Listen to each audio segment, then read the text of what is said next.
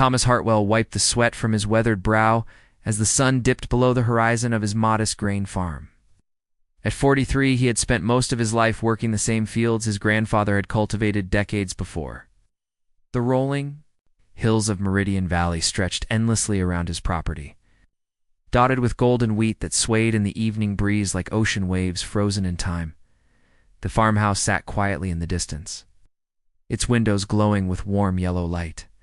Thomas had never married, finding solace in the rhythm of seasons and the honest work of his hands. While others rushed toward the gleaming cities with their towering spires and advanced technology, he remained content with soil beneath his fingernails and the simple satisfaction of a good harvest. As he loaded the last of the day's equipment onto his hovercart, something extraordinary happened. The peaceful twilight sky suddenly erupted in brilliant orange flames. A streak of fire tore across the heavens like a wounded comet, leaving a trail of sparks and smoke in its wake. The object plummeted toward his western fields with terrifying speed, the crash that changed everything the ground beneath. Thomas's feet trembled as the mysterious craft struck the earth with tremendous force. His wheat field exploded in a shower of dirt and burning grain stalks. The impact sent shockwaves rippling across the valley, rattling the windows of his farmhouse and frightening the livestock in the nearby barn. Thomas stood frozen for several heartbeats, his mind struggling to process what he had witnessed. Cargo. Ships occasionally passed overhead, traveling between the outer colonies and the central worlds. But they followed designated flight paths high above the atmosphere. This vessel had clearly been in distress, falling like a stone from the void of space. Against his better judgment, curiosity overcame caution. Thomas climbed aboard his hovercart and guided it toward the crash site. As he approached the impact zone, the acrid smell of burning metal filled his nostrils. Smoke rose in thick columns from the crater, creating ghostly shapes in the fading light. A creature of legend, the wreckage was unlike anything Thomas had ever seen. Instead of the smooth, rounded hull typical of human spacecraft, this vessel displayed angular plates and curved surfaces that seemed to shimmer with an otherworldly quality. The metal appeared organic somehow, as if it had been grown rather than manufactured. Then he saw movement among the twisted debris. A figure emerged from the wreckage, tall and imposing, even while clearly injured. Thomas's breath caught in his throat as he recognized the unmistakable form of a dragon warrior, one of the legendary beings he had heard about in whispered stories. From travelers and merchants, the creature stood nearly 9 feet tall, its body covered in deep emerald scales that caught the last rays of sunlight. Powerful wings hung torn and broken from its shoulders, while golden eyes blazed with intelligence and pain. Dark purple blood seeped from multiple wounds across its torso, staining the ground beneath its clawed feet. Nexara, as Thomas would later learn her name, swayed unsteadily and collapsed to one knee. Her serpentine head turned toward him, and for a terrifying moment he thought she might attack. Instead, her voice emerged as a low, melodious rumble that carried surprising gentleness. "Human," she whispered in accented but clear speech. "I require assistance." The choice of compassion, every instinct screamed at Thomas to flee. The dragon warriors of the Celestial Empire were legendary for their fierce combat skills and unwavering loyalty to their cause. Humanity had fought bitter conflicts with their kind across the galaxy, leaving behind a legacy of mutual distrust and fear. But as Thomas looked into those golden eyes, he saw something that transcended species and politics. He saw pain, vulnerability, and desperate hope.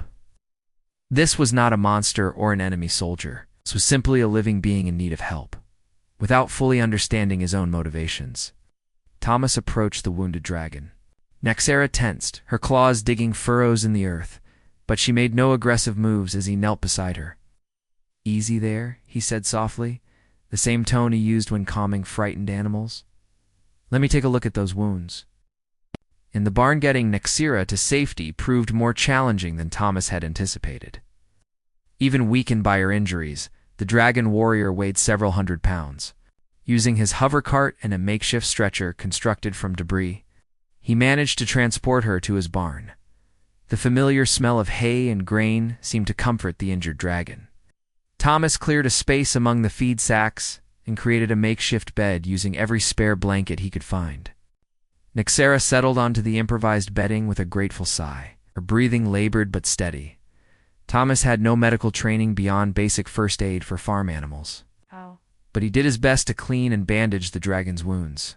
The purple Blood was thicker than human blood, almost gel-like, and it seemed to clot quickly once the bleeding was controlled. Throughout the long night, Thomas stayed by Nexara's side. He brought fresh water, which she drank gratefully, and offered what food he had available. The dragon showed particular interest in the dried corn from his grain stores, consuming it with obvious relish. As dawn approached, Thomas realized his life had changed forever in the space of a single evening. He had gone from a simple farmer tending his crops to the protector of one of the most feared warriors in the galaxy. He had no idea what consequences his act of mercy might bring, but he felt no regret. The morning sun streamed through the barn windows, casting long shadows across the hay-strewn floor. Nexara's golden eyes opened, meeting his with an expression of gratitude that needed no words. In that moment, Thomas understood that he had done something far more significant than merely saving a life. He had planted the first seeds of something that might one day bridge the vast gulf between their species. 3 days passed before Nexara spoke again with any real strength. Thomas maintained his daily routine as best he could, tending his fields in the morning while checking on his unusual patient throughout the day. The dragon warrior's wounds were healing with remarkable speed, the purple blood forming protective scabs that seemed to accelerate the natural recovery process. On the 4th morning, Thomas entered the barn to find Nexara sitting upright, her massive form dwarfing the surrounding hay bales. Her golden eyes tracked his movement with keen intelligence, and when she spoke, her voice carried more power than before. "I am called Nexara of the Wind Riders," she said, inclining her great head in what Thomas recognized as a gesture of respect. "You have shown me kindness when you had every reason to fear. I am in your debt, human farmer." Thomas set down the bowl of water he had brought and settled onto a nearby crate. "Name's Thomas Hartwell, and you don't owe me anything. Where I come from, we help folks who need helping, regardless of what they look like or where they're from." A puzzled expression crossed Nexara's draconic features. "This is not the way of warriors. Among my people, mercy is often seen as weakness. The strong survive, the weak perish. It is the natural order." "Maybe in space," Thomas replied, gesturing toward his fields beyond the barn doors. "But down here, everything depends on everything else. The soil feeds the plants feed the animals fertilize the soil. Nothing survives alone." Secrets of two worlds. As Nexara's strength returned, so did her curiosity about her human rescuer. She watched with fascination as Thomas went about his daily tasks, asking questions about everything from crop rotation to weather patterns. Her people, she explained, had long ago abandoned agricultural pursuits in favor of technological advancement and interstellar conquest. "Your species creates life from earth and water," she observed one afternoon, watching Thomas repair an irrigation line. "My people create only weapons and warships. Perhaps we have lost something important in our pursuit of the stars." Thomas paused in his work, studying the dragon warrior who had become his unlikely companion. "What were you doing out there when you crashed, if you don't mind me asking?" Nexara's golden eyes grew distant. "I was returning from a reconnaissance mission in the Outer Rim territories. My squadron encountered a human patrol fleet near the Nexus Gate. The battle was fierce, and my ship sustained critical damage before I could reach the jump point." "Reconnaissance," Thomas repeated. "You were spying on us, gathering intelligence." Nexara corrected, though she had the grace to look somewhat ashamed. "The Celestial Empire believes humanity is preparing for a major offensive against our border worlds. My mission was to assess your military capabilities." Thomas felt a chill run down his spine. "Are we preparing for war, I mean?" "I do not know," Nexara admitted. "But I have begun to wonder if it matters. War seems inevitable when both sides believe the other means them harm. Perhaps what we truly need is understanding. An unexpected visitor on the 7th day of Nexara's recovery. Thomas was awakened before dawn by a sound he had never heard before. A deep, resonant call echoed across the valley, seeming to vibrate in his bones. He rushed outside to see another dragon circling high above his farm. This one slightly smaller than Nexara, but with pristine silver scales that gleamed in the early morning light.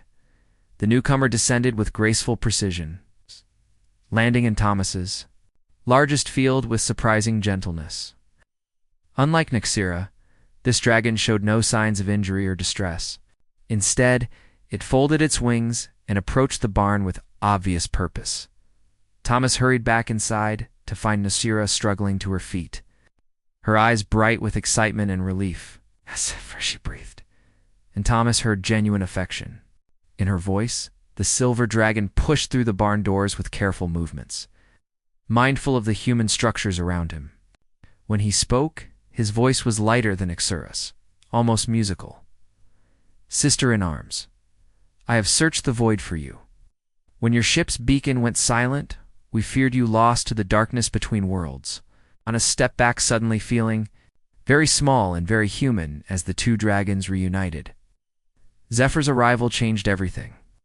No longer was he simply helping an injured creature recover. Now he found himself in the middle of something much larger and more complex. Revelations and realizations, silver eyes fixed on Thomas with obvious suspicion. "You are the human who has sheltered her. Your kindness is noted, but Nexara must return to the fleet. Her knowledge of human defenses is crucial to our survival." "I will not abandon the one who saved my life," Nexara declared, moving protectively. Between Thomas and her fellow dragon, "This human has shown me truths that our leaders refuse to see. We are not so different from them, Zephyr. They feel pain, they show mercy, they create beauty from nothing. They also build weapons capable of destroying entire worlds," Zephyr countered. "Their expansion threatens everything our ancestors built. How can you defend them?" Thomas found his voice despite his fear. "Because not all humans are soldiers, just like not all dragons are warriors. I don't know anything about weapons or war fleets. I grow food, I tend to animals, I fix broken things when I can." Zephyr studied him with increasing interest. "Yet you risked your safety to help our kind. This does not match the intelligence reports we have received about human nature." "Maybe your reports are wrong," Thomas suggested. "Maybe whoever's writing them only talks to other soldiers. Out here in the farming communities, people are just trying to live their lives and take care of their families." Seeds of changeover. The following days, Zephyr remained on the farm, initially planning to escort Nexara back to the dragon fleet. But as he observed the simple rhythms of agricultural life, something began to shift in his perspective. He watched Thomas work tirelessly to repair the damage caused by Nexara's crash, never complaining or asking for compensation. He saw the farmer share his limited food supplies without hesitation, treating both dragons as honored guests rather than dangerous enemies. "In all my years of military service," Zephyr confided to Nexara one evening as they watched Thomas tend his evening chores, "I have never encountered behavior like this from a human. Our intelligence officers describe them as aggressive, territorial, and fundamentally hostile to non-human life. Perhaps our intelligence officers have never lived among them as I have," Nexara replied. "Thomas has taught me that strength can be found in gentleness, and that true wisdom lies in nurturing life rather than destroying it." Ow. The silver dragon flexed his wings thoughtfully. "The fleet commanders will not believe such reports. They've already committed to the coming offensive. Too much momentum has been built to stop now. We must find another way," Nexara said. "We must show them what I have learned here. We must prove that coexistence is possible." Thomas approached, them carrying 3 steaming mugs of herbal tea, a nightly ritual that had developed during their time together. As he settled onto his usual crate, he looked up at the 2 magnificent beings who had somehow become his friends. "I don't know much about galactic politics or military strategy," he said quietly, "but I do know that most problems can be solved if people are willing to listen to each other. Maybe it's time someone tried talking instead of fighting." Neither dragon responded immediately, but Thomas could see the wheels turning in their ancient, intelligent minds. Outside the barn, the night sounds of his farm continued unchanged. Crickets singing their eternal song while gentle breezes rustled through the grain. It was peaceful, normal, and achingly beautiful in its simplicity. The seeds of something unprecedented had been planted on Thomas Hartwell's modest farm. Whether they would grow into lasting peace or be trampled underfoot by the machinery of war remained to be seen. Thomas woke to vibrations thrumming through his farmhouse walls. The pre-dawn darkness carried a sound unlike anything he had experienced before, a deep harmonic resonance that seemed to emerge from the very fabric of space itself. He stumbled from his bed and rushed outside, his bare feet finding purchase on the dewy grass as he craned his neck toward the heavens. The sky blazed with impossible lights. Dozens of vessels descended through the atmosphere, their hulls gleaming with bioluminescent patterns that pulsed like living heartbeats. The dragon fleet moved with organic grace, each ship resembling a massive winged creature rather than conventional spacecraft. At their head flew a vessel twice the size of the others, its golden scales catching the first rays of dawn in his barn. Thomas could hear Nexara and Zephyr stirring with obvious agitation. Their low, urgent voices carried undertones of concern that needed no translation. The moment Thomas had dreaded since finding Nexara and his crashed ship had finally arrived. Zephyr emerged first, his silver form launching skyward with powerful wing beats. He circled once above the farm before flying directly toward the descending fleet, clearly intending to intercept them before they reached the ground. Nexara followed more slowly, her injuries still limiting her flight capabilities, but determination blazed in her golden eyes. Thomas stood alone in his yard, a simple farmer caught between forces beyond his comprehension. Watching his quiet world transform into something from the pages of a military science fiction novel. The Dragon Lord descends the largest vessel settled into Thomas's main field with surprising delicacy, its organic landing struts extending like the legs of some colossal insect. Smaller ships arranged themselves in a protective formation around the perimeter of the farm, their crews maintaining discipline despite obvious curiosity about the human settlement below. A section of the command ship's hull, iris opened, with fluid grace revealing an interior that glowed with soft amber light. The figure that emerged commanded immediate attention through sheer presence alone.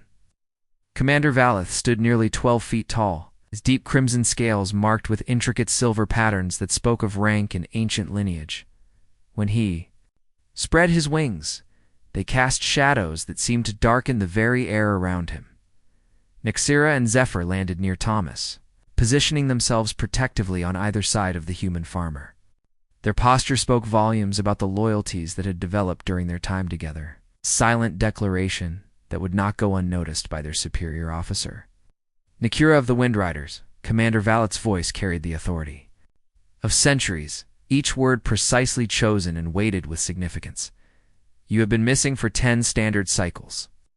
Your mission report is overdue, and your absence has created considerable concern among the High Command. I survived, Commander, Nexara replied, her tone respectful but firm. Thanks to the intervention of this human, Thomas Hartwell provided shelter, healing, and protection when I was vulnerable. His actions saved my life. Commander Valeth's burning gaze shifted to Thomas, who fought every instinct to flee or cower.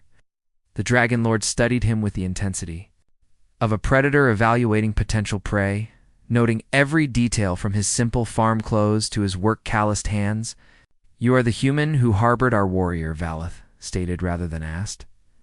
By what right do you interfere in the affairs of the Celestial Empire? Do you seek to gain military intelligence through deception and false kindness?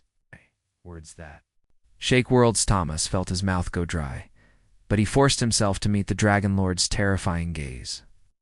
I don't know anything about empires or military secrets. Found someone hurt in my field, and I helped them. It's what decent folks do. A ripple of movement passed through the assembled dragon warriors at his words. Some hissed with what might have been amusement or disdain, while others exchanged glances that suggested genuine curiosity. Commander Valeth raised one clawed hand. An immediate silence fell across the gathering. Decent folks, the Dragon Lord repeated, as if tasting unfamiliar words. You speak of decency while your species builds weapons capable of sterilizing entire worlds. Your governments mass fleets at our borders and speak openly of the dragon threat that must be eliminated. How do you reconcile these contradictions?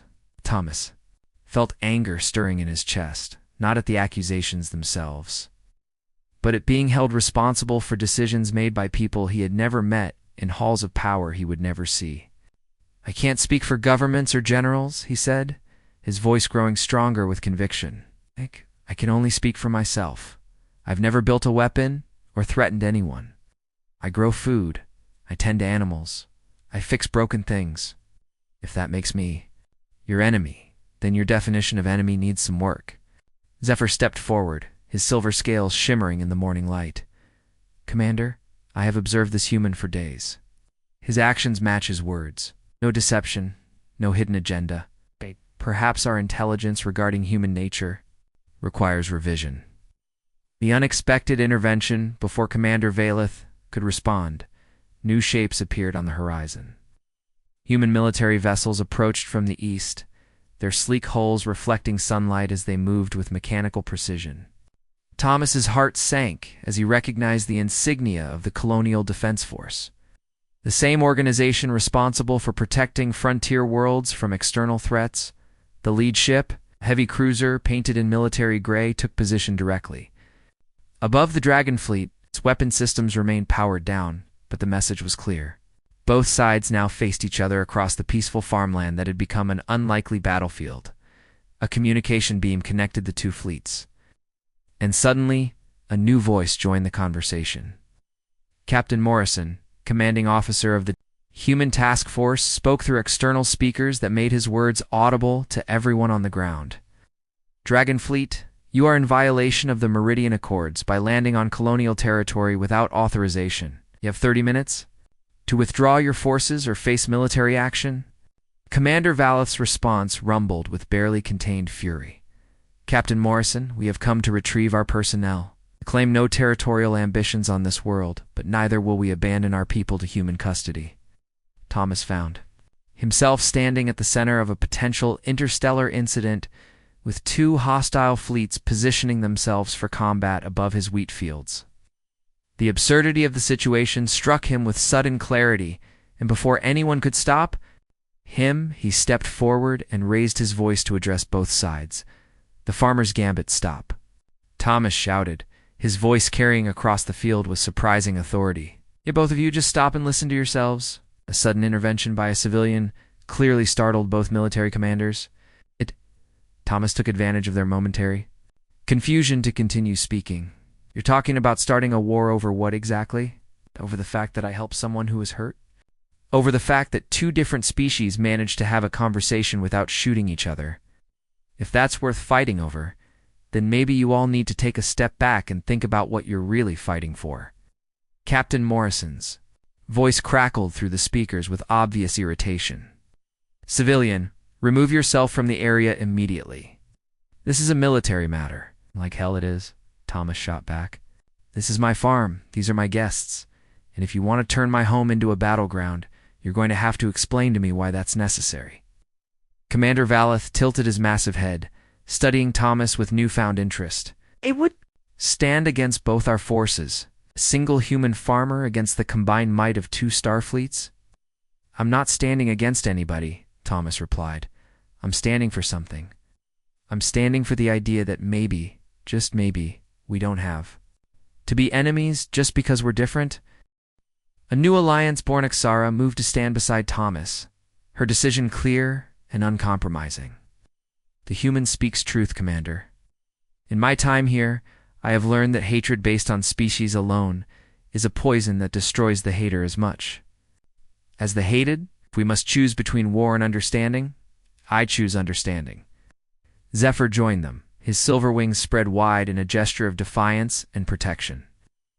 As do I, Commander. This human has shown us a different path, one that leads away from endless conflict toward something better. The tension in the air became almost unbearable as Commander Valeth considered his options. Around him, his warriors waited for orders that could plunge the galaxy into renewed warfare. Above them, human ships prepared for battle that could devastate both fleets. Then, a moment that would be remembered in history books for centuries to come, the ancient Dragon Lord made a choice that surprised everyone present, including himself. Captain Morrison, Commander Valeth, called to the human fleet, "I propose a temporary ceasefire. Perhaps it is time our peoples learned to resolve their differences through words rather than weapons. This farmer's wisdom may offer us all a chance to step back from the precipice of war." The silence that followed seemed to stretch into eternity. Then Captain Morrison's voice returned, carrying a note of cautious hope. "Commander Valeth, I am authorized to negotiate under flag of truce, but the talks must be conducted on neutral ground with proper diplomatic protocols." Thomas looked around at the gathering of humans and dragons surrounding his modest farm, and for the first time since the crisis began, he allowed himself to smile. "Well," he said, gesturing toward his farmhouse with its welcoming front porch and well-tended garden, "I reckon neutral ground is exactly what we've got here. Coffee's always on, and there's plenty of room at the table. Time to see if we can't work this out like civilized folks." The seeds Thomas had unknowingly planted through his simple act of kindness were finally beginning to bloom into something that might change the course of galactic history forever.